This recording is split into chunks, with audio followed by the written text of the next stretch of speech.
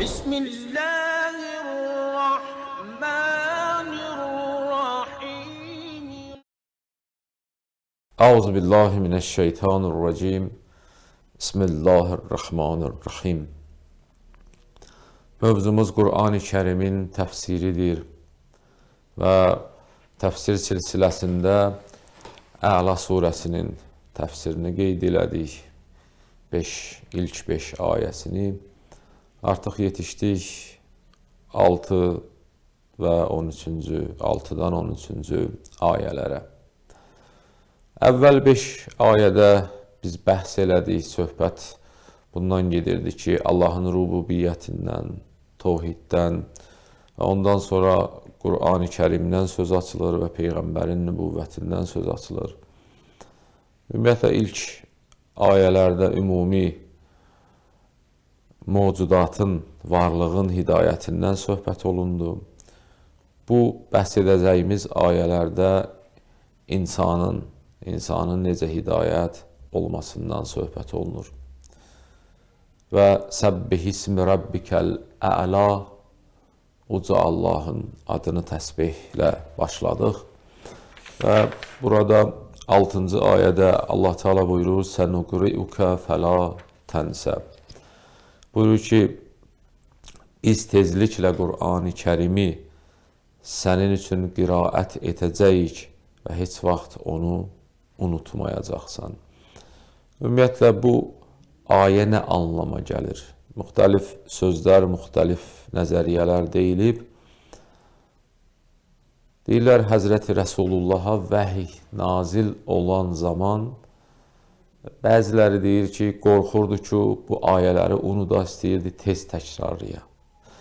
Bəziləri deyirdi ki, təkrarlamaq istəyir, çünki çox can atırdı Qur'an-ı Kərimin əzbərinə, hafizəsinə. Bu kimi sözlər qeyd olunub. Amma bunlar, belə deyək, o qədər də mühüm nəzəriyyələr deyildir. Və Allah Teala özü Qiyamət surəsinin 16 və 17-ci ayələrində buyurur, Lə tuhərrik bihi lisanəkə litə'cələ bihi innə aleynə cəm'əhu və Qur'anəhu, ki, öz dilinlə Qur'anı yəni oxumağa hərəkət eləmə, tərpəşmə. Bundan qabaq ki, gözlə, biz sənə vəhyi nazil edək və biz Qur'anı həm cəm edəcəyik və həm sənin üçün oxuyacağıq. Və bəzi ayədə də misal olaraq gətiriblər, və lə təcəl bir Qur'ani min qabli ən yuqzi iləykə vəhyuhu və qul Rabbi zidni ilma. Ki, Qur'an oxumaqda tez tələsmə, gözdə vəhiy tamam qutarsın, əcələ eləmə, tələsmə və de ki, Rabbi zidni ilmən, ilahi mənim elmimi artır. Və bu kimi ayələri də misal gətirirlər Həzrət Rəsulullahın tələsməyində. Bəzilər də izah eləyir, bir insani cəhətdən baxdıqda ola bilər ki, deyərdi ki, unuda bilər. Amma 7-ci ayədə Allah Teala arxasınca buyurur ki, İllə maşa Allah innəhu ya'lemul cəhrə və ma yaxfa. Məgər o şeylər ki, Allah onu istəyə, sən yəni unutmayacaqsan, bu Qur'anı biz oxuyuruq. Məgər ki, Allah o şeylər ki, Allah onu istəyə, Allah bilir həm aşkarı və həm gizlini. Ümumiyyətlə, Allah Teala burada nəyi demək istəyir?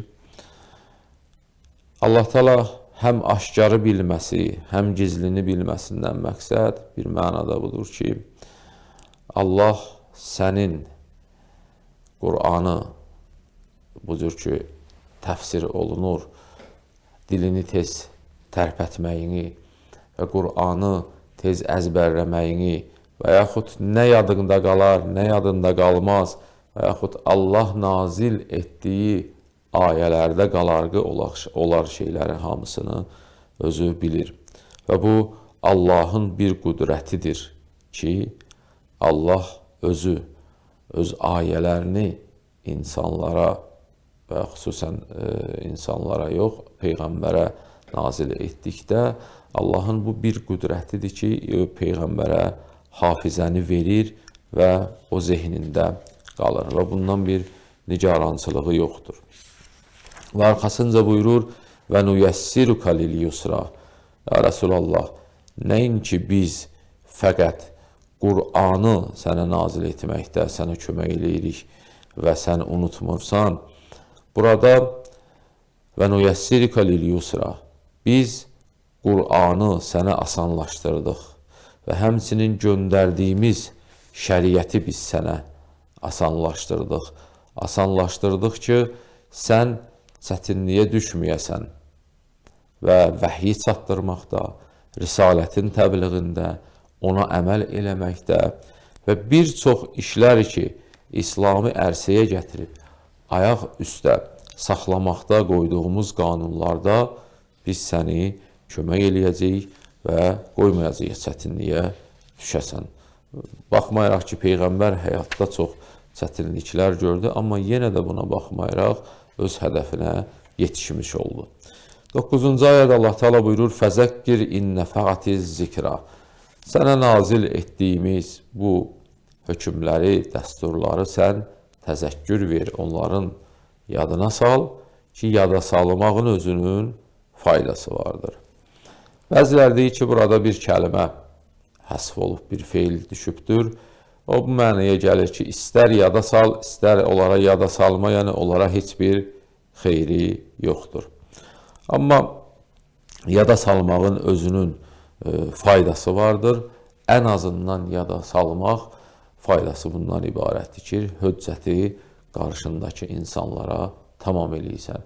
Və faydası budur ki, höccət bu cür tamam olur ki, deyirsən ki, Allahın əmri filan məsələ haqqında budur və gərək bu cür əməl eləyəsiniz. Əgər bu cür əməl eləməsəniz də aqibətiniz məlumdur.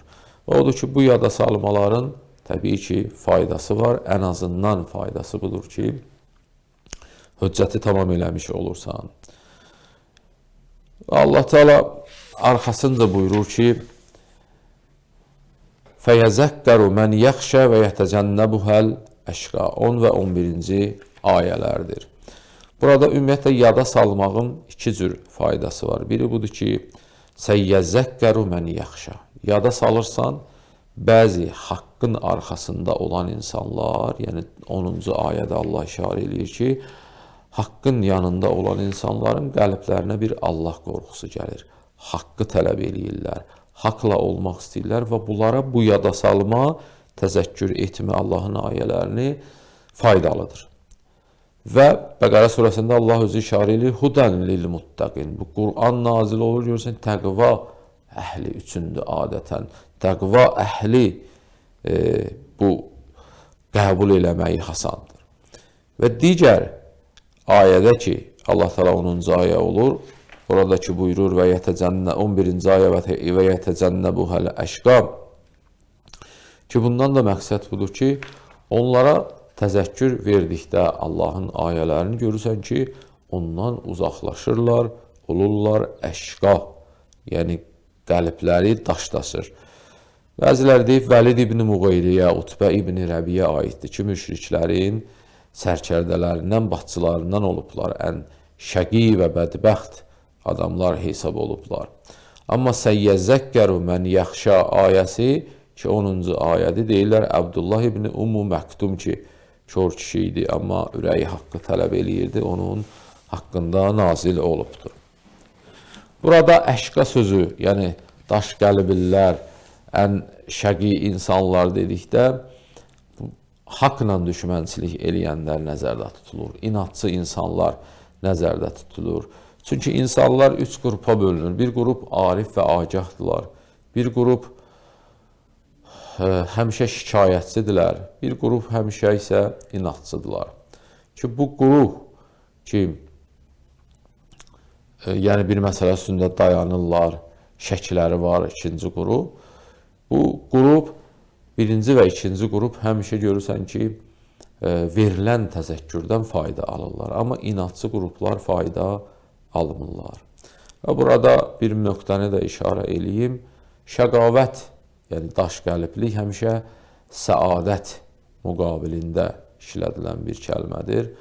Və burada Allah qorxusu, xəşyət işlədilib və xəşyət işlədilməkdə də məqsəd budur ki, həmişə səadətə çatmaqdan ötürü insanın Allahdan qorxuya ehtiyacı vardır. Və o biri ayədə, 12-ci ayədə Allah buyurur, Allah Teala buyurur, "Əlləzi yəslən narəl kubra."